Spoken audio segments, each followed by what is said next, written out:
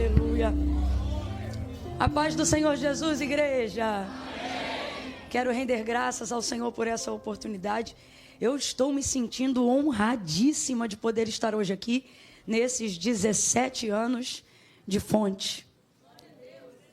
Deus fez algo comigo que não são todos os dias que Ele faz, mas Ele me conduziu aqui de uma maneira que, em obediência, eu vou executar aquilo que Ele falou, porque Ele é o Senhor, né? Mas eu havia gerado muita expectativa para essa noite, e expectativa dentro daquilo que eu cria que o Senhor poderia falar em cima de alguma palavra que eu tivesse já algum domínio, algum conhecimento. Mas o Senhor me abriu a visão hoje aqui, e eu vi tantas águas, tantas águas, tantas águas. E acredite, numa visão aberta, enquanto eu falo com vocês, eu vejo águas e águas e águas. E águas e águas e águas e águas. Tem muita água aqui. E diante dessa visão, imediatamente o Senhor me saltou aos olhos, algo que eu não havia programado. E talvez você pense, Camila, o que tem? Abra a Bíblia e pregue.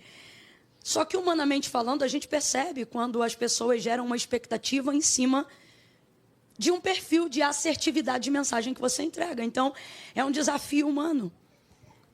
Mas o Senhor foi tão específico comigo, e Ele me levou a João, capítulo de número 4, quando Ele disse àquela mulher samaritana: pois aquele que beber da água que eu lhe der, brotar-se-á nele uma.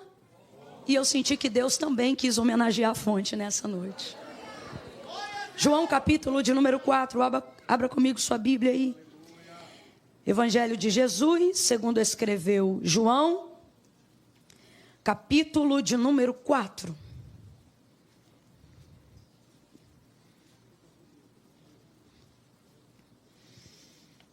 Oh, aleluia!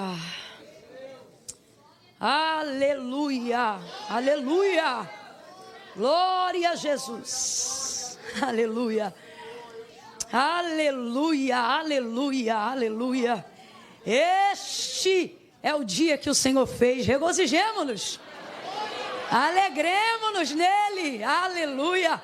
Até aqui nos ajudou o Senhor, oh, aleluia. Uns confiaram ao longo desses 17 anos em carros, outros em cavalos, e não estão aqui, mas nós estamos aqui porque fazemos menção do nome do nosso Deus. Ao longo desse período, certamente, uns encurvam-se, outros caíram, mas nós nos levantamos e estamos de pé. Glória a Deus! É motivo de muita celebração, aleluia.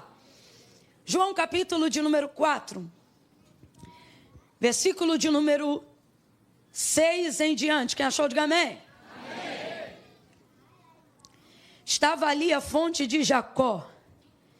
Jesus, cansado da viagem, assentou-se junto à fonte. E Jesus, cansado da viagem, assentou-se junto à fonte. E era quase a hora sexta. Nisto veio uma mulher samaritana tirar água. Jesus lhe disse: dá-me de beber. Seus discípulos tinham ido à cidade comprar comida. Versículo 9. E disse-lhe a mulher samaritana: como sendo tu judeu, pedes de beber a mim, que sou mulher samaritana? Pois os judeus não se comunicavam com os samaritanos. Respondeu-lhe Jesus: se tu conheceras o dom de Deus, e quem é o que te pede, dá-me de beber, tu lhe pedirias, e ele te daria a água viva. Disse-lhe a mulher: Senhor, tu não tens com o que tirá-la, e o poço é fundo. Onde, pois, tem água viva? És tu maior do que o nosso pai Jacó, que nos deu o poço, do qual ele próprio bebeu, e bem assim os seus filhos e o seu gado? E respondeu Jesus: todo aquele que beber desta água tornará a ter sede, mas aquele que beber da água que eu lhe der, nunca mais terá sede. Pelo contrário, a água que eu lhe der se fará nele uma fonte que jorra para a vida eterna. Diga amém por essa palavra. Se assente glorificando a Deus aí nessa noite. Oh, aleluia. Irmãos, eu preciso em fidelidade a Deus, ser muito pontual a algumas coisas aqui que o Senhor me entregou. Tem dias que a gente vem como um pregador, né? Como uma pregadora, ministrar sobre um texto, sobre uma palavra. E tem dias que diante de um culto como esse, tão emblemático, o Senhor nos envia como profeta a uma casa. E eu me sinto debaixo de uma atmosfera profética muito grande. Como eu disse aos irmãos, essa escolha não foi aleatória, foi uma imposição de Deus. O Espírito Santo me impeliu a esse texto. E ele fala tanto de fonte, pelo menos na minha versão, que me parece que o céu quer conectar com a fonte de uma maneira muito significativa. Como quem diz, eu reconheço, eu celebro com vocês. E isso é extraordinário. Deus me deu, e eu já disse, uma visão aberta de muitas águas. E águas e águas. E agora eu já não as vejo nesta visão aberta tão agitadas, mas ainda vejo todas essas águas volumosas aqui nessa noite. E diante de tudo isso, assentada ali enquanto o culto transcorria, o Senhor me despertou para uma coisa. Ele disse assim para mim: esta igreja está entrando num terceiro ciclo de 7º ano. Eu não sou uma pessoa dada a números e a seus significados, mas o 7 é o tipo de coisa que não se dá para desprezar no texto bíblico. Ele traz consigo, de verdade, um significado que não pode ser ignorado. E você acredita? Aconteceu comigo hoje uma coisa que nunca aconteceu na minha vida. Deus disse assim para mim: pega a calculadora. E eu peguei. E ele disse assim: 7 mais 7. E óbvio que nem precisava de calculadora para isso, mas eu acho que ele queria colocar diante dos meus olhos um número.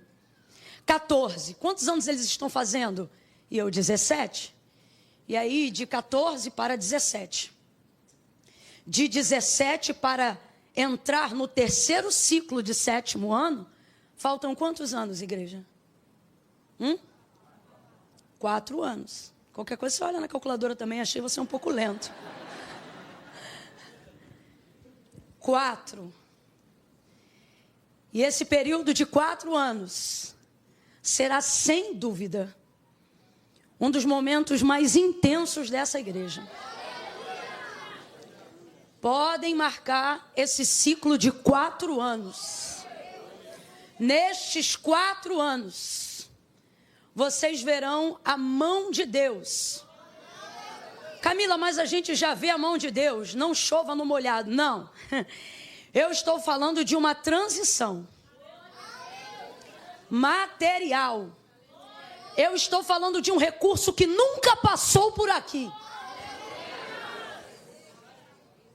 Essas águas que o Senhor me mostrava de maneira muito agitada dentro desta casa, era o Senhor movendo este lugar. Inclusive, Deus me falou algo, não conheço o projeto de arquitetura, de engenharia da igreja, o local para onde vocês irão, já me foi falado, mas eu não conheço o que vai fazer naquele chão, o que vai fazer naquele campo, de que maneira que vai abrir. Se tem algum projeto, eu ainda confesso que não vi, mas o Senhor me mostrou claramente que uma das coisas que Ele vai plantar lá é literalmente uma fonte muito grande. Deus me mostrou, Ele disse, ao ponto de que as pessoas vão querer visitar para conhecer, para ver. Eu vi claramente que os batismos que vocês fazem na piscina, eles eram feitos fora do templo, na parte externa da igreja, mas era uma coisa. Então, pastor Delano, eu não sei se isso já estava no projeto, mas o Senhor me mostrou categoricamente o batismo acontecendo ao ar livre, num lugar de fonte, com muitas águas, e não vai ser fácil não. Construir um negócio desse, numa estrutura dessa, Não sei se tem canal de água onde vocês vão fazer lá, mas o Senhor vai mandar muitas águas. Águas e águas. E eu via esse lugar tão bonito, gente, a ponto de gente que não é crente, tem nada a ver com crente, nem gosta de crente, dizendo assim, me leva lá para eu ver aquele negócio que falaram lá, que eu vi na foto. Sabe? Uma coisa tão linda, tão linda. E eu creio que assim como Jesus, muitos cansados da viagem vão descansar nessa fonte. Muitos que buscam a água viva serão atraídos ao cheiro dessas águas que vão jorrar. Nesse período de 4 anos, Deus vai fazer coisa que precisava de uns 8. Derralamachai. Mas Deus está dizendo, vou eu mover em 4. Vocês vão ver coisas que nunca viram. Vão ver um mover sobrenatural. E é o Senhor movendo, viu? E aí eu não estou dizendo já que foi Deus que falou, foi meu coração que desejou. Se depois acontecer, está registrado, a gente cola na imagem. Mas eu preciso ser sincero, eu não posso dizer assim diz o Senhor. Vou falar do que o meu coração desejou diante daquilo que eu vi. E mais impossível do que isso eu nem imagino. Mas eu falei, Jesus, já pensou se daqui a 4 anos, quando fechar esse ciclo de 7, que a gente está entrando agora, a gente já estiver nesse lugar que vocês estão orando? Não, olha aí para o teu irmão, que agora sou eu que estou falando. Olha para ele e diz assim, esquece. Que é isso, irmão? Aí o inimigo vai ficar tonto, até os amigos não vão entender nada. Vão dizer, o que houve?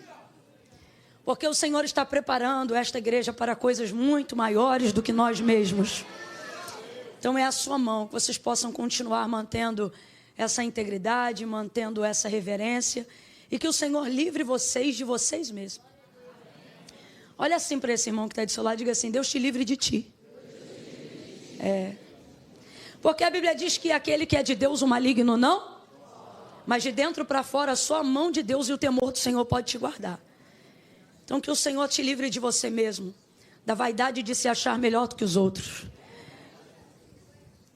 do orgulho da santidade, de achar que você é mais separado do que os outros. Que o Senhor te guarde de ti mesmo. Aleluia.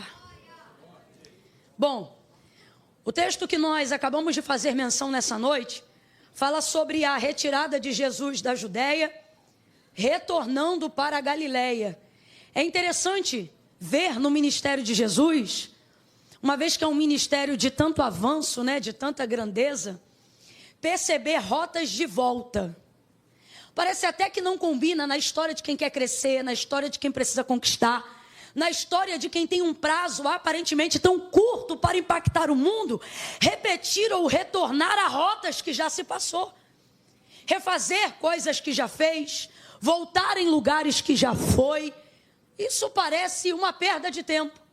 Parece uma coisa que não combina, mas a verdade é que quando você avança e você está em obediência, cumprindo aquilo que Deus falou, ainda que Deus lhe mande retornar a lugares que você já foi, a pessoas que você já conheceu, a verdade é que o lugar não é mais o mesmo, porque você não é mais o mesmo. Então é necessário, às vezes, que haja uma volta e um retorno, não para recalcular a rota. A gente tem que parar com essa ideia de achar que toda volta é um recalcular, de que toda volta é uma correção, de que toda volta é um retrocesso. Irmãos, debaixo de uma direção de Deus, até voltando a gente avança. Agar que o diga no deserto, quando fugiu de Sara, porque ela a espizinhava em razão da sua gravidez de Ismael, pensando que ia morrer naquele deserto, deserto de Sur. Ela vai ver o Senhor, ela vai dizer, eu Roi, vi o Deus que me vê. Qual é a palavra que o Senhor vai entregar para ela? Perdão, a primeira ocasião é a do anjo. E qual é a palavra que o Senhor vai entregar para ela? Agar, volta pelo caminho que tu vieste, te humilha debaixo da mão da tua senhora. Agora veja, Deus foi com Agar, ele disse, olha, do menino que está no teu ventre, eu também serei com a descendência dele. Eu vou cumprir a palavra porque ele é da semente de Abraão e eu fiz com Abraão uma aliança. Então veja, deu o nome para o menino. Falou quem ele seria, como ele seria, falou sobre o tipo de vida que ele levaria, mas tudo isso não estava associado ao avanço de Agar, mas ao seu retorno à casa de Abraão. Ela não ficaria lá para sempre. Depois o Senhor iria cumprir a sua promessa, Gênesis 25, e 21, Sara iria dar à luz a um filho. E a própria Sara, dentro daquele novo contexto, ia pedir a Abraão que colocasse Agar para fora. E assim foi. Na primeira vez parada no deserto de Sur, teve que voltar. Mas na segunda vez despedida, acabou indo para o deserto de Beceba, que significa lugar de fonte, de poço, lugar de recomeço. E ali ela viveu não só o renovo de ter sua própria casa, sua vida, como a libertação. Porque se não fosse Ismael e se não fosse ela ter retornado do caminho de Sur pela primeira vez, ela seria durante toda a sua vida uma escrava fugitiva. Mas porque em obediência ela compreendeu a necessidade de voltar àquele lugar, o Senhor lhe prosperou, o Senhor lhe acrescentou, o Senhor fez Ismael um arqueiro, um homem que prosperou no deserto de Beceba, que cresceu a caminhar os problemas que foram ligados depois. Isto aí é depois, acerca de tudo que Deus falou a Agar e seu filho, ele cumpriu. Então a gente tem que parar com esta ideia de se tiver que voltar, se tiver que descer, se tiver que pedir desculpa, se tiver que retornar à família, se tiver que visitar um gabinete de algum pastor, se tiver que fazer qualquer coisa nessa área, se tiver que tocar num assunto que você não queria tocar mais, se precisar confessar um pecado que você compreende que já foi perdoado, mas ele ainda é um problema para você e precisa ser tratado, há uma necessidade de volta, e o Senhor está dizendo: ei, todas as vezes que eu colocar na tua rota um caminho de volta, não questione. Debaixo da minha palavra, voltando, você também avança. Debaixo da minha palavra, voltando, você também cresce. Há em Jesus uma assertividade, um poder de resolução tão grande que não há absolutamente problema nenhum em voltar. Até porque ele percebe que uma intriga entre os fariseus está surgindo ali no batismo de João. O texto diz que o próprio João revela que não era propriamente Jesus que batizava, mas os seus discípulos. E João batizava outros também, e eles faziam ali uma soma matemática sobre quem batizava mais, e isso chamava muita atenção. E para que o reino de Deus se manifeste, e para que haja crescimento, meu irmão, não pode haver competitividade. Aonde Jesus está, não pode haver competitividade. Tudo é dele. Mas não é coincidência, veja, João coloca um contexto que aponta para a motivação de Jesus em deixar a Judeia e voltar outra vez para a Galileia. Quando os fariseus ouviram que Jesus fazia e batizava mais discípulos do que João, se bem que Jesus não batizava, e sim os seus discípulos, ou seja, ao ouvir isso, ele deixou a Judeia e voltou outra vez para a Galileia. Segunda característica, isso não é uma fuga, mas é uma estratégia. Porque Jesus sabe que eles estão já à espreita para remir o tempo de sua crucificação. Ele sabe que as suas horas são chegadas, mas ele está ainda no início do período de 3 anos e meio de cumprimento ministerial. Então ele precisa de estratégias. Segunda coisa, Deus está dizendo a alguém: nem toda volta é uma fuga. E nem toda fuga precisa estar coberta de vergonha. Camila, e que nome nós daremos a isso então? Estratégia. A palavra de Deus é muito clara, e Salomão disse assim: levantando-se contra ti o espírito do governador, não saia do teu lugar. As pessoas observam esse texto e elas pensam que devem peitar aquilo que as confronta. Mas na verdade o que ele está dizendo, haja vista que o contexto fala de um servo e do rei, ou de alguém menor e alguém hierarquicamente como um governador maior, ou alguém de posicionamento hierárquico maior. O que ele está dizendo é: diante daquilo que você não tem poder para dar ultimato, você não peita. Maria carregava o próprio Filho de Deus. José já estava em concordância. Essa família já estava debaixo de autoridade, legitimidade. Maria gerava pelo Espírito, carregava Jesus Cristo e estava coberta pelo Altíssimo. Mas depois de seu nascimento, em razão de tudo aquilo que estava acontecendo na matança das crianças, o que o anjo disse para ela: desce ao Egito. se esconde lá. Se esconde lá. Estamos vivendo um tempo, igreja, aonde estratégia será fundamental para a manutenção do ministério. Estamos vivendo um tempo que não será sempre peitar e ir para cima a estratégia de Deus. É necessário sabedoria. É necessário compreender. Não a hora de retroceder. Troque essa palavra, mas a hora de recalcular, igreja. Grandes homens de Deus fizeram isso. Paulo tinha a melhor das intenções ao fazer uma travessia muito importante. Ele dizia, é para ministrar a palavra. É para ministrar a palavra. Mas o texto diz que o Espírito do Senhor lhe resistiu, lhe impediu, para que ele não desse continuidade a uma jornada que era missionária. Eu disse que a jornada era o quê? E ele estava fazendo toda ela para a glória de? Só que aquilo abreviaria. O tempo de sua morte, que já estava determinado pelo próprio Senhor, mas que não seria naquela ocasião. E por isso o Senhor lhe impediu. Eu não estou dizendo que não estamos prontos para morrer. Só que se estamos de fato prontos para morrer, por amor ao Evangelho, que seja para a glória de Deus e não para a vaidade da nossa santidade, do nosso orgulho.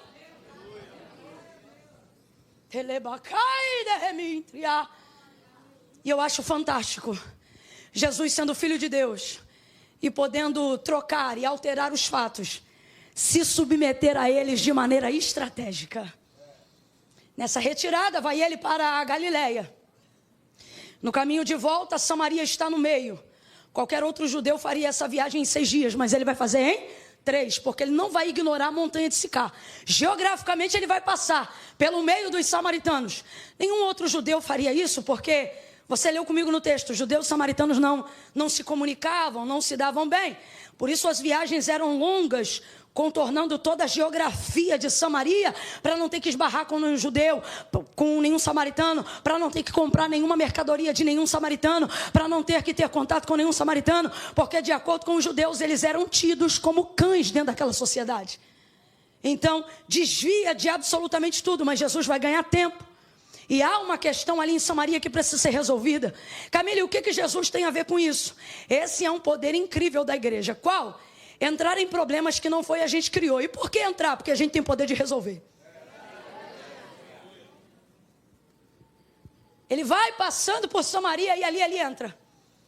Cansado da viagem, agora você vê. Era uma viagem que para chegar na Galileia, passando por dentro, durava 3 dias. Imagina então como seria a caminhada de quem fazia em 6. Oh, aleluia. As estratégias de Deus visam a otimização do nosso tempo. Deus nos reuniu aqui nessa noite e Ele está dizendo, não perca tempo. Não perca tempo. Não perca tempo com questões vãs e loucas. Não perca tempo com doutrinas humanas, com filosofia barata, com picuinhas que não se justificam. Não perca tempo. Gente, ele atravessa pelo meio, chega na fonte, se assenta sobre o poço. Nisto vem chegando uma mulher, justamente ao meio-dia, um horário que não era comum de tirar água. Você conhece já bem essa história. E o texto diz que chegando ali, Jesus lhe pede de beber. Ele diz, dá-me de beber. Ela diz, como sendo tu judeu, pede de beber a mim, que sou mulher samaritana. Judeus e samaritanos têm essa dificuldade. E aí ele vai dizer para ela, se você soubesse. Quem é que te pede? Eu acho isso tão humilde dele. Tu pediria e ele te daria. Te daria água viva. Ele te daria água viva. Aí ela já se quebranta e ela diz, mas Senhor, tu não tens com que tirar. O poço é fundo, como quem diz, agora eu vou te ajudar. Porque se eu te ajudar, tu tem água viva. Aí tu vai me dizer onde é que está essa água viva. E eu não vou precisar vir aqui. Porque você sabe que a vida dela era coberta de vergonha. E ela não está pegando água no alto do sol do meio-dia, porque ela quer, mas para se livrar do constrangimento de comentário alheio. Tanto é que depois da sua confissão e automática libertação, as pessoas vão ao encontro de Jesus, porque ela não omite o encontro. Ela diz, ele falou tudo o que eu fiz. Todo mundo sabia da vida dela. Então, para fugir de tudo isso, alto do meio-dia. Aí ela já começa a se quebrantar. E ela diz assim: Senhor, o poço é fundo. E eu estou vendo que o Senhor não tem nenhum recipiente para poder buscar.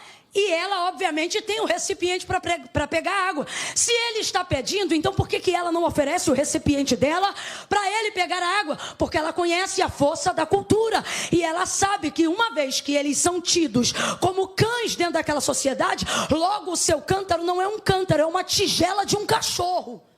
E um judeu jamais botaria a sua boca numa tigela de cachorro. É só você olhar para a sua situação. Por mais que você trate bem o seu cão ou o seu animal de estimação, ou até que você tenha certa compaixão pelos animais que estão na rua, você bebe água no cantil dele? Tem gente que ficou na dúvida. Fiquei preocupada agora. Vou fingir que não aconteceu. Vamos voltar, replay. Por mais que você tenha amor pelos animais e etc., lá na tigela do cachorro que você coloca água, ou no potinho daquela marca de sorvete, você bota a água lá. Quando você está com sede, você bebe água lá? Entenda, porque isso aqui não é para forçar a barra. Dentro de uma literalidade cultural e contextualizada, para um judeu, pegar qualquer coisa de um samaritano era exatamente isso. Havia nojo, havia asco, havia repulsa, havia rejeição.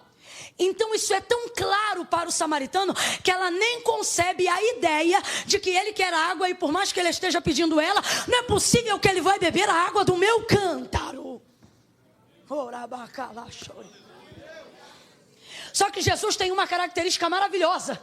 Glória a Deus para todo pecador que a conhece.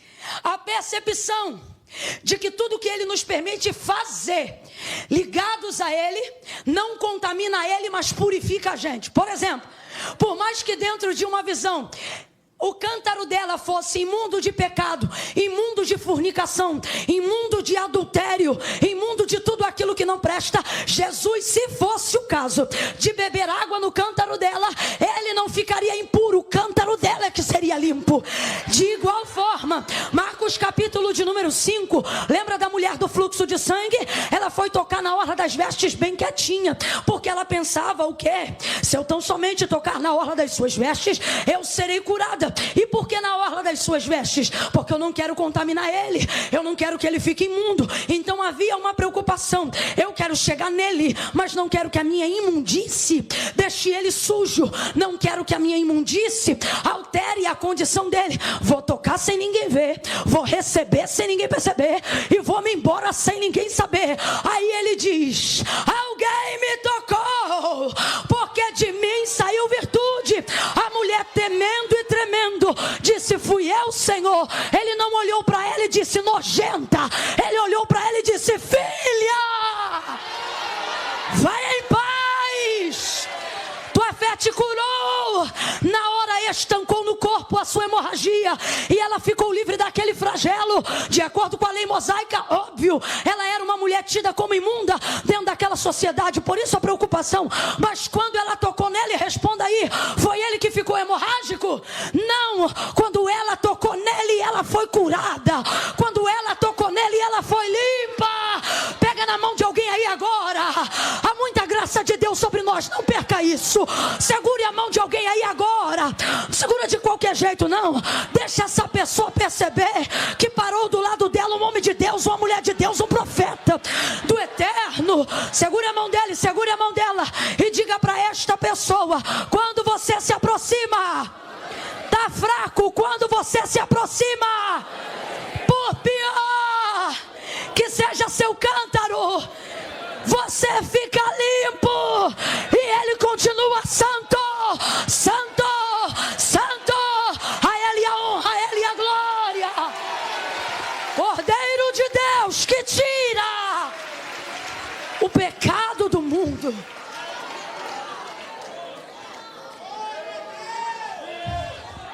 Quer beber água no teu cântaro? Ei, ei, ei, ei. Jesus quer beber água no teu cântaro. Jesus está sugerindo que o que Ele quer fazer para se realizar vai usar você. Vou falar de novo. Jesus está dizendo que o que Ele quer fazer para se realizar tem nisto o seu uso, tem nisto o que você é, tem nisto a sua pessoa. Parece até uma coisa meio louca. Como é que a água viva senta em cima da fonte? Se você for olhar espiritualmente, é uma fonte sentada em cima de outra. Oh, meu Deus do céu. Está lá. Se você me pedisse, eu te daria, e daria mesmo. E esse é um dos textos mais incríveis para mim, dos primeiros milagres e cruzadas e libertações que Jesus realizou, porque ele fala de água o tempo todo. Ele fala de água o tempo todo. Ele fala de cansaço, ele fala de sede. Eles estão em cima de um poço, mas a última coisa que tem nesse texto, sabe o que é? Água. Ele chega falando de água, está cansado querendo água. Ela foi lá buscar água, ela também quer beber água, ela também quer levar água, eles conversam de água. No final ninguém bebe nada, sai todo mundo saciado. Oh, meu Deus do céu. Aleluia, aleluia.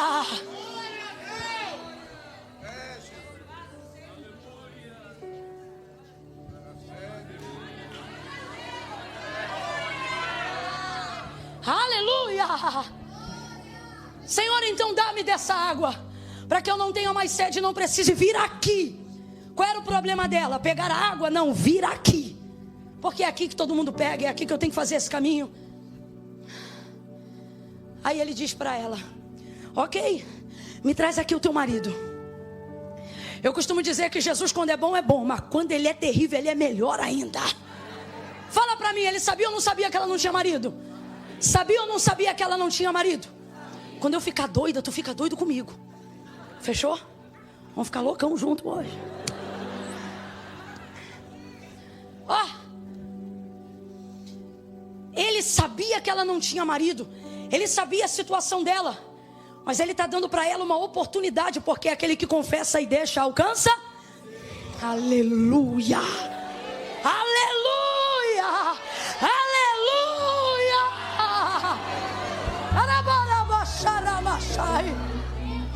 Aleluia. Aí ela diz assim: Senhor, eu não tenho marido. Ele diz: disseste bem, porque tu já tiveste 5 e o 6º que tu tem agora não é teu marido. Rapaz, a samaritana era agitada. Não é teu marido esse que tu tens agora, apesar de já ter tido 5. Esse que tu tem agora não é teu marido. Se sabia que ela não tinha, por que mandou ela trazer? Porque ela precisa ter consciência que essa busca é vazia. Essa busca por homens, essa busca por recurso humano, essa busca por necessidade de ser suprida por terceiros. É tão lindo o tratamento que Jesus está fazendo na vida dela, que na maioria dos textos Jesus nunca vem para pedir, Jesus sempre vem para dar. Só que no caso dela é um episódio quase que inédito. Ele não chega dando nada, mas chega pedindo o que ela pode oferecer. É para poder mostrar para ela: ei, você não é tão incapaz quanto você pensa. Você não é tão dependente dos outros quanto você pensa. Você também tem algo a oferecer, e eu estou disposto a receber o que você pode dar. Só que na verdade é um lindo tratamento de águas. E aí ela diz: não tenho marido. Disseste bem. Aí eu te pergunto, fala comigo bem rasgado: admitir que está dentro de um relacionamento com um homem que não é teu é bonito? Não fica na dúvida não. Você não me irrita não. É bonito, gente? Mas Jesus vira para ela e diz assim: disseste bem. Disseste bem. Para Jesus, disseste bem é o quê? Falou a verdade. Eu gostei porque você falou a verdade. Nós vamos continuar essa conversa porque você falou a. Eu não vou embora daqui porque eu gosto de conversar com quem fala a. Eu vou completar essa obra porque diante do confronto você falou a. Diante da vergonha você falou a. Diante dessa situação aqui você não correu, você não mentiu, você não quis manter o status social, você não ficou preocupada com patrocínio, com arroba, com número de seguidores, com o que é que vão dizer, o que é que vão pensar. Eu vou continuar essa conversa contigo aqui, porque você falou a verdade. Agora vamos embora falar. Mais suja do que ela era difícil, mais complicada do que ela era difícil, mas Jesus desenrola mó papo com ela lá. E eu acho isso incrível, porque tinha tanto doutor na sinagoga com quem Jesus poderia debater uma tese, tanto catedrático, tanta gente poderosa com quem ele poderia conversar, mas ele não dedicou nem 5 minutos aos fariseus. Quando Herodes que conhecê-lo, ele disse: fala para aquela raposa que eu não vou dedicar tempo para ela não, estou parafraseando. Veja, com pessoas que aparentemente eram extraordinárias, mas eram hipócritas, Jesus não deu nem 1 minuto de atenção, a não ser que fosse para repreender, conversar numa boa. Agora essa mulher, toda alanhada pela vida, ele fica lá com ela. Os discípulos chegam, olham e ficam: o que está rolando ali? Porque ela falou A? Porque ela falou A? Sim, nossos pecados nos separam de Deus, mas é a nossa hipocrisia em confessá-los que nos mantém distante. Se nessa noite você falar A, Jesus não vai se ausentar dessa conversa até completar a obra na tua vida. Jesus não vai se ausentar da tua família até transformar os teus filhos. Jesus não vai se ausentar da tua vida até moldar o teu caráter.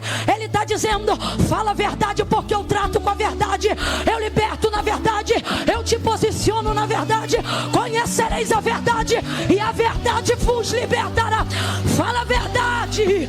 Eu vou contar de 1 a 3, você vai olhar para alguém e vai dizer para esta pessoa: fala a verdade. Prepara aí. É 1, é 2, é 3, diga a verdade. A verdade, por mais constrangedora, diga a verdade.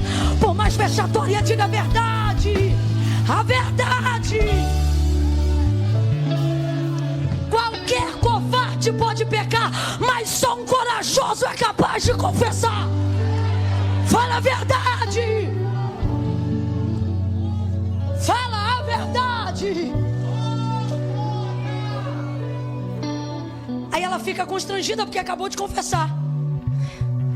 Irmãos, confessar, quando um pecador se arrepende, tem festa no céu. E na terra, Camila? Constrangimento. A festa é no céu, irmão, porque olha, não é fácil não. Você chegar num culto como hoje, uma palavra dessa que te confronta, e você chegar aqui diante de Deus em oração, ou marcar um gabinete aí para essa semana ainda, dizendo: eu vou contar, eu vou para cima, lá no céu. Eita, é anjo voando, é música rolando, é festa, é comentário. Mas aqui na terra tem que ter coragem. Aí ela diz assim, ainda que constrangida, ela diz assim: Senhor, eu vejo que és profeta. Ficou exposta. Quando ela ficou exposta, ela diz: Senhor, eu vejo que é profeta. Vejo que és profeta. Aí ela continua: eu sei que o Messias vem. Quando ele vier, ele vai nos ensinar tudo. Parece até que ela está dizendo: não desce arrepio em mim não, porque uma coisa é você ser profeta, outra coisa é você ser o Messias. Brabo é quando o Messias é profeta. E é o caso dela. Aí ela diz assim, como quem quer esclarecer uma dúvida: me responde uma coisa. Os judeus dizem que a gente deve adorar no templo, mas nós samaritanos adoramos no monte. Onde é, pois, então que se deve adorar? Parece até que ela está fugindo da conversa, gente, mas ela não está. Ela continua no mesmo assunto. A adoração aqui, o lugar de culto, de entrega, não tem a ver com essa necessidade de liturgia ocidental, de que lugar de culto é lugar só para levantar a mão, dar glória a Deus. Não. Culto foi instituído por Deus a Moisés dentro de uma liturgia onde Deus definiu como queria ser adorado. E um dos critérios que ele estabeleceu para receber tal devoção era que ninguém se apresentasse diante dele com as mãos. E essas ofertas, elas eram específicas, não a nível de valores, de preço, mas de significado. Por exemplo, se você pecou e reconhece o teu pecado, você vai se achegar com 1 ou 2 bodes. Se for ações de graças e você não tiver dinheiro, você pode trazer alguns cereais específicos, algo que não custa muito caro, apenas uma procura e não necessariamente um preço, para que todos fossem colocados de maneira igualitária no culto como adoradores. Adorador, então, é identificado por Deus como aquele que reconhece a necessidade da entrega de um sacrifício de maneira racional por aquilo que fez, seja de bom ou seja de ruim. Todos estão dentro dessa liturgia, então preste atenção. Quando ela diz aonde é que se deve adorar, escuta isso aqui. O que ela está na verdade perguntando é: aonde eu levo oferta para a expiação desse pecado que eu acabei de confessar? Para o meu perdão ser legitimado, para Deus receber, eu vou para o templo ou eu vou para o monte? Agora abre um parênteses. Ela sabe que no templo ela não entra, porque ela é uma mulher e porque ela é samaritana.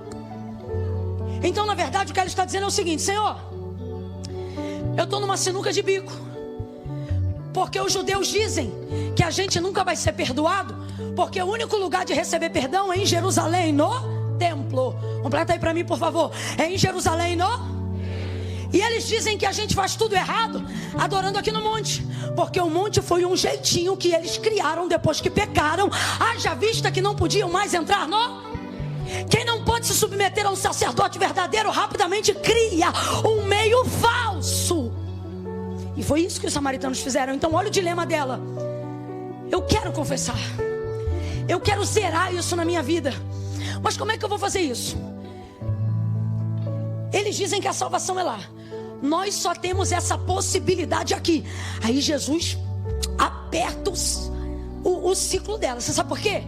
Ele diz assim: tu sabes que a salvação veio dos judeus. O que ele está respondendo? Óbvio que o Messias vem de lá, mas o que ele está dizendo acerca do que ela perguntou?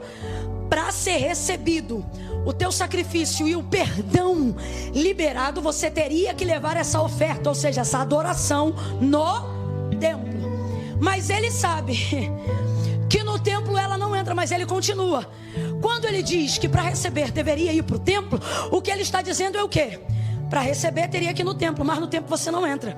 Se é no templo um lugar certo de sacrificar, o que ele está dizendo é: no templo você não entra e no monte é Deus que não recebe. Então olha a luta dessa mulher. O desejo de arrependimento é verdadeiro, mas a entrega está inviabilizada, porque no templo ela não entra e no monte é Deus que não recebe. Vou falar de novo: no templo ela não entra e no monte é Deus que não recebe. Existem pessoas com desejo de perdoar, de serem libertas de verdade, mas falta às vezes alguém para apontar o caminho da retidão. Todo judeu que passava lá só passava para apontar e dizer o que eles fazem de errado. Jesus é a única pessoa, e eu amo isso, ele não só aponta o que está errado, mas ele diz como é que faz para consertar.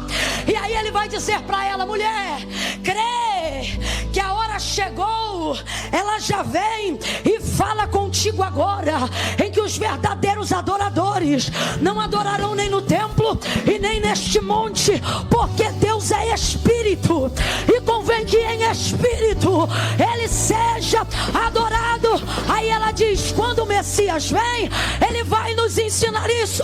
Ele diz: sou eu que falo contigo agora. Jesus não está quebrando a lei, não, Camila, não, acredite, ele nunca quebrou a lei. Veja, para o seu perdão ser legítimo, do que ela precisa? De um sacerdote. Está diante dela o sumo. Segunda coisa, do que ela precisa? De um altar. Ora, não está Jesus assentado sobre a fonte de Jacó? Do que ela precisa? De um animal, de sangue. Ora, não é ele o cordeiro imaculado? Você precisa de um sacerdote, minha filha, eu sou o sumo. Você precisa de um altar, eu sou o Deus de Abraão, de Isaac e de Jacó. Está aqui o memorial. Você precisa de sangue, eu vou evidenciar lá na cruz, mas eu abro uma exceção para a sua oração aqui agora, porque Deus é Espírito. Ele perdoa, Ele libera ela. Ela entende a graça que lhe é revelada naquela hora.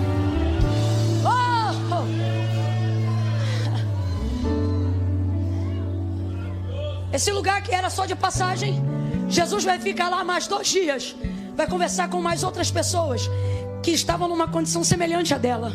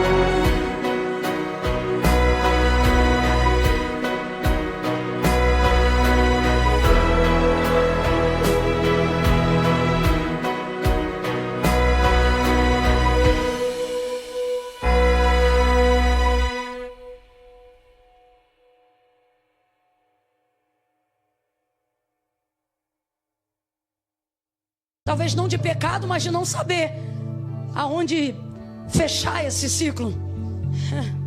Mas o que me chama a atenção é a independência que Jesus promove nela, quando diz: aquele que beber da água que eu lhe der, brota-se-á nele uma fonte que vai jorrar para a vida eterna. Sabe quem era esse homem que ela tratava como se fosse marido, mas não era dela? Se você fizer as contas direitinho, você vai ver que ele era o 6º homem da vida dela. Tiveste 5 e o 6º que tu tem não é teu. Se ele era o 6º, Jesus era quem?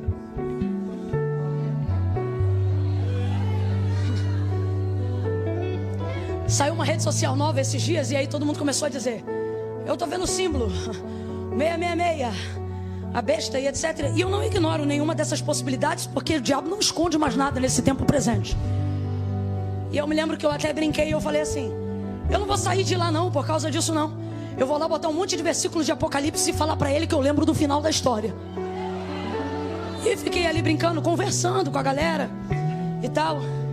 Mas uma das coisas que eu brinquei, eu sei de fato qual é o significado da besta e dessa questão numérica do 666. Mas uma vez eu ouvi isso e nunca mais eu esqueci. É uma maneira sucinta de não entrar em debate teológico. E eu me lembro que tinha uma pessoa querendo debater. E eu disse assim: minha filha, você quer saber o que é um 6? É a tentativa de alguém que nunca será um 7. É meia. 7 não vai ser nunca. Tudo que você tenta fora de Jesus, é isso aí. Tudo que você quer se realizar fora de Deus, é isso aí. É cara na parede. Quem é Jesus? Jesus é aquele que chega não para ela tentar, ele chega para resolver. Só para a gente usar esse trocadilho, olha para essa pessoa que está do seu lado e diga assim: tu não precisa de um 6. Um 7 resolve a tua vida. Essa igreja vai entrar num terceiro ciclo de 7 anos. E em 4 anos Deus vai dar muitas resoluções, muita independência, muito poder de crescimento, muita falta de dependência humana, porque os recursos divinos virão da madre da terra. Minha é a prata, meu é o ouro, minha é a água. Em espírito eu vou mover, eu vou conceder favor e graça. Vocês vão entrar marchando, vão entrar em triunfo. Há uma independência na dependência de Deus. O que você disse, Camila? Vou dizer de novo. Há uma independência na dependência de Deus. Quem depende de Deus não fica refém de ninguém. Quem depende de Deus não fica amarrado a contrato com o diabo. Quem depende de Deus não fica preso a ameaça. Quem depende de Deus não precisa aceitar barganha. Quem depende de Deus não fica emocionalmente amarrado. Quem depende de Deus vive um nível de independência que só o Espírito de Deus pode conceder a alguém. Oh, meu Deus.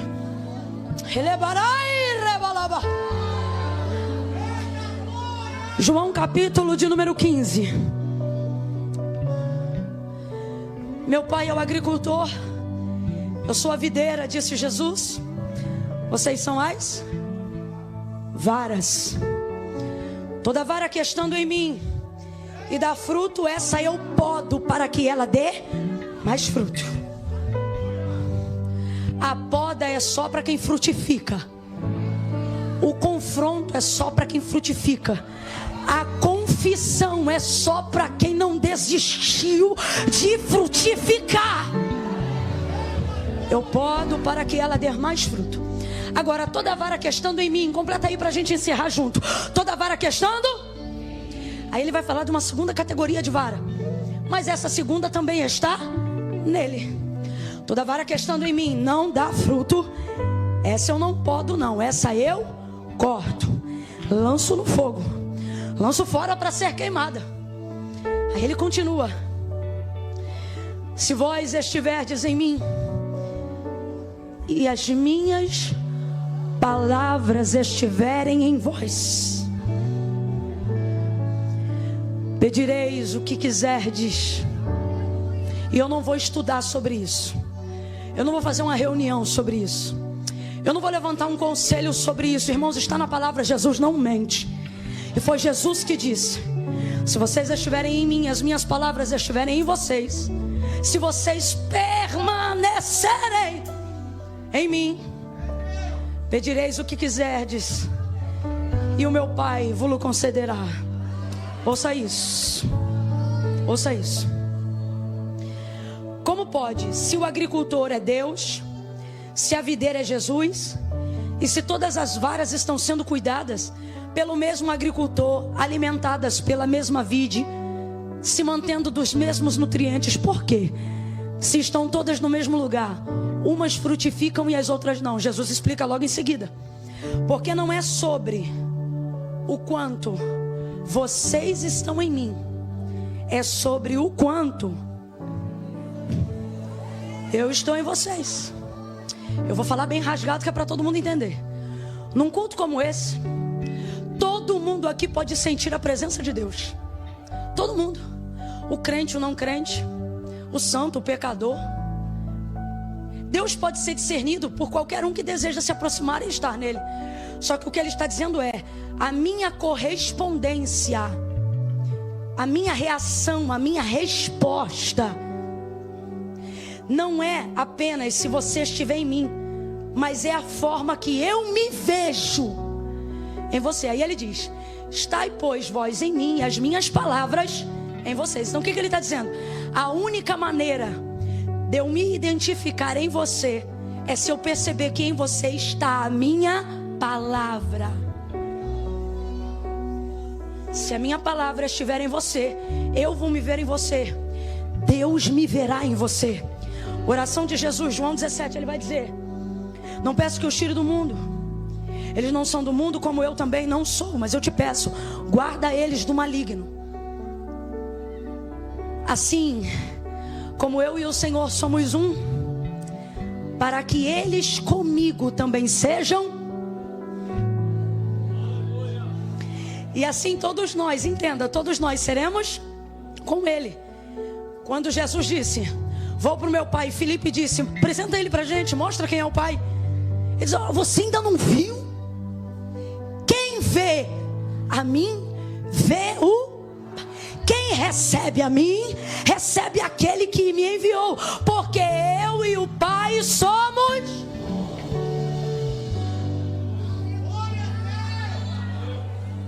Pode ser o mais vil pecador, pode ser o pecado mais imoral que te envergonha. Se você decidir reconhecer, confessar, se manter pelo que diz a palavra e não pelo que diz sua consciência, pelo que diz a palavra. Porque tem muito crente que não está vivendo a fonte de vida eterna, não está se tornando as águas que o reino de Deus tem para jorrar em você, porque se tornaram servos da sua consciência e não da palavra de Deus. Você virou carcereiro de si mesmo. O que permanece em você são seus julgamentos e não o que Deus disse a seu respeito. Estai, pois, em mim, e se as minhas palavras estiverem em vocês, vai dar certo. Não há nada que vocês peçam ao Pai que Ele não vai fazer. Porque quando Ele olhar para você, Ele não vai ver você. Ele vai me ver em você. Essa mulher vai virar fonte. Completa aí para mim. Essa mulher vai virar? Essa mulher vai virar? Por quê? Porque ela recebeu a palavra dele e permaneceu nela, ao ponto que ela chamou outros para também serem ministrados. Diga para mim, ela foi perdoada, sim ou não? Foi liberta, sim ou não? Provavelmente uma das maiores pregadoras de Samaria, sim ou não? Ela deveria te contar para todo mundo o que aconteceu. Então diga para mim, ela voltou de novo para aquele poço, sim ou não? Ficou na dúvida? Gente, a água que Jesus dá lava a alma, lava caráter, lava a mente, lava a consciência, só não lava a roupa. Não faz comida. Então vou perguntar de novo. Ela voltou de novo àquela fonte, sim ou não? Sim ou não? Porque da água que eu der e você beber, brota-se a uma fonte, mas não é para lavar roupa. Então ela voltou àquele lugar e não havia mais problema em fazer aquele caminho. Consciência foi restaurada, a alma foi lavada.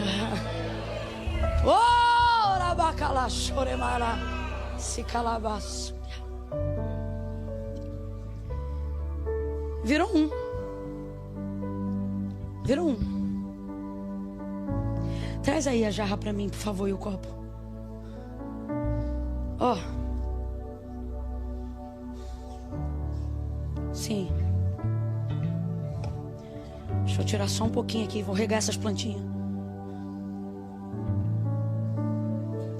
É que tem muita água, gente.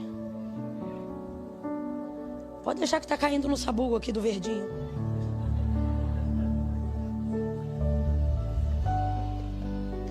Olha como é que a gente chega.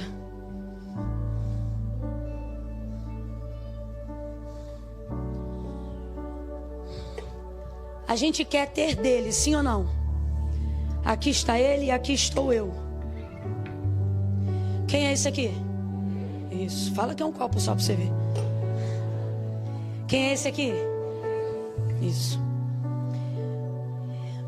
Quem recebe o Pai recebe o Filho. Quem recebe o Filho recebe o Pai. Porque ele e o Pai são. Todo aquele que estiver eu nele e ele em mim também vai se tornar comigo. Então quando o Pai olhar para você, ele não vai ver você, ele vai ver quem? Só que está havendo uma limitação nessa entrega. E é sobre isso que Jesus nos trouxe hoje aqui. Eu quero fechar exatamente aqui. A gente vem aos cultos de domingo, a gente participa das consagrações, tudo porque a gente quer ter dele. Só que se eu te disser que Jesus não te chamou para ter dele, te chamou para ser dele. Mas ok, numa busca de conhecimento, Jesus, eu quero poder, recebe poder. Quero unção, recebe unção. Quero intimidade contigo em oração. Olha aí como é que o copinho vai. Eita glória, vai enchendo. Eu quero mais de ti. Mais de ti. E quanto mais dele a gente tem, mais dele a gente quer. Mais conhecendo, prosseguindo em conhecer, se enchendo. Toma minha vida, minha casa, meus negócios. Enche-me, enche-me, enche-me, enche-me. Enche, enche, enche, enche. E a gente vai se enchendo. Diga pra mim, já está bastante cheio, sim ou não? Sim ou não?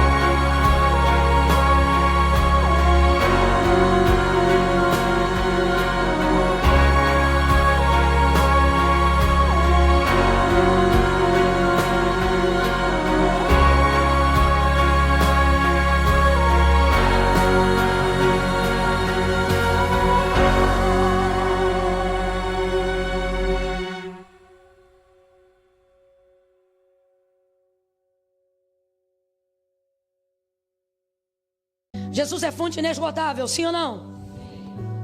Vai enchendo, vai enchendo. Quanto mais dele a gente tem, mais dele a gente. Você pode ser muito cheio dele. Presta atenção nisso aqui. O que vai acontecer aqui agora? Isso é bom sim ou não? É bom sim ou não?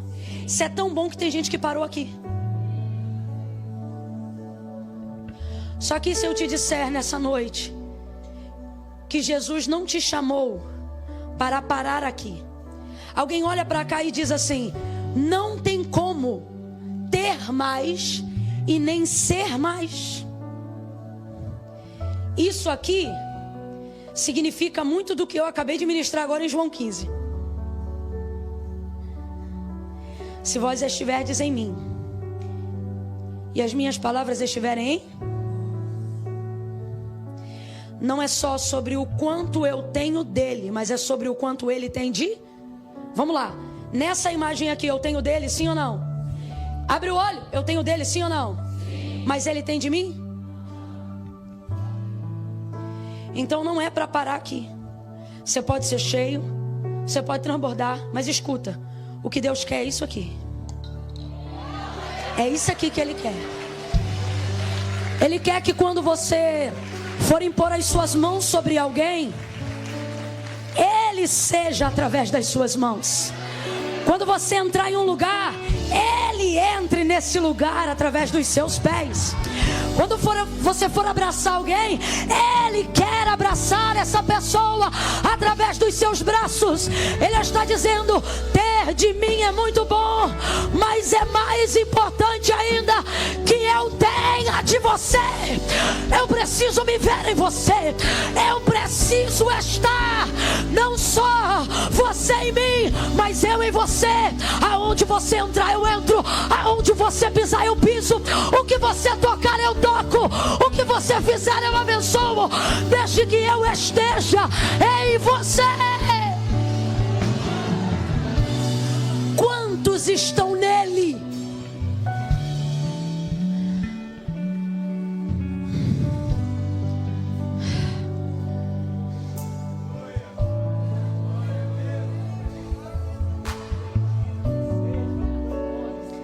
A vara que frutifica, está nele, sim ou não? E a que não frutifica, está nele, sim ou não? Então quantos estão nele? Mas por que que não frutifica? Ele corta e lança no fogo. Porque não é sobre todos vocês estarem em mim, é sobre eu perceber se eu estou em vocês. E a única maneira disso acontecer é se vocês viverem as minhas palavras. Fica de pé do teu lugar em nome de Jesus. Feche os teus olhos, curve a sua cabeça agora. Não perca essa oração por nada. Pai, em nome de Jesus, eis-me aqui. Fala isso para Ele. Eis-me aqui. Eis-me aqui porque preciso conhecer mais de Ti. Quero mais de Ti. Mas Pai, meu maior desejo não é só que eu Te veja, mas é que o Senhor se veja em mim. Se veja nas minhas ações, se veja nas minhas atitudes. Ah, Senhor, que esses 5 meses que faltam para terminar o ano de 2023 seja um período de poda. Oh, poda! Vai, Senhor, podando, para que possamos dar mais frutos, para que possamos permanecer em Ti pelos motivos certos. Vai passando a Tua poda, Senhor. Não só aqui, Senhor, na sede, mas em todo o ministério da fonte. Vai passando a Tua poda, Senhor. Vai passando a Tua tesourinha. Vai ajeitando, vai dando forma. Vai fortalecendo a identidade. Eu oro por esta igreja, para que eles permaneçam em Ti e a Tua palavra permaneça neles. E quando Tu olhares para a vitória, Tu se veja em vitória. Quando Tu olhares para as nações, Tu se veja nas nações. Que nós sejamos o reflexo da manifestação do Teu querer e da Tua presença. Nós oramos assim, Senhor. Em gratidão nós Te suplicamos. Preferimos ser podados em Ti do que abraçados pelo mundo. Preferimos ser confrontados por Ti do que envergonhados pelo inferno. Nós preferimos, nós desejamos, porque sabemos que Tu disciplina, castiga, corrige todo aquele a quem o Senhor ama. Poda, corrige, disciplina, mas não nos deixa sair da videira. Faz jorrar a água. Nos dá independência das malignidades do mundo e dos homens. Na dependência que estamos construindo em Ti. Essa é a nossa oração nessa noite, Senhor. Mais de Ti e menos de mim. Mais de Ti e menos de mim. Mais da Tua vontade, menos do meu querer. Mais da Tua palavra e menos dos desejos infundados. Em nome de Jesus, Pai. Quem concorda, diga.